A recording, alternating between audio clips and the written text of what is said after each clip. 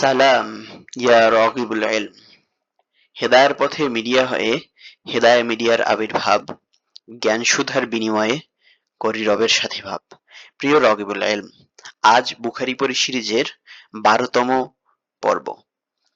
আর আজ আমরা পড়ব বুখারী শরীফের ষষ্ঠ পরিচ্ছেদ থেকে। খাবার খাওয়ানো ইসলামী গুণ।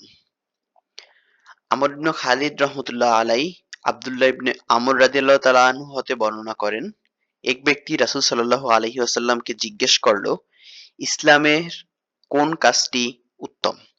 তিনি বললেন, তুমি খাবার খাওয়াবে ও পরিচিত অপরিচিত সবাইকে সালাম দেবে।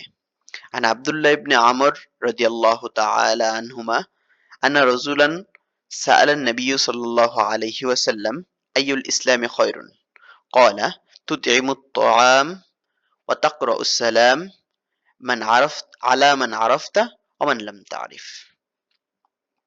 এভাবেই প্রতিদিন একটি করে হাদিস শিখে রাসূল সাল্লাল্লাহু আলাইহি ওয়াসাল্লামের ব্যক্তিত্বকে আপন করে নিতে হেদায়া মিডিয়া সাবস্ক্রাইব করে বেল বাটনে অল সেট আপ করুন। আর ফেসবুকে ফলো করুন, যাতে রাসূল সাল্লাল্লাহু আলাইহি ওয়াসাল্লামের কথাগুলো আপনার কাছে পৌঁছে যায় সবার আগে। সদকায়ে জারিয়ার মর্তবা অর্জনে লাইক, কমেন্ট, শেয়ার করে পাশেই থাকুন। আসসালামু আলাইকুম ওয়া রাহমাতুল্লাহি ওয়া বারাকাতুহু।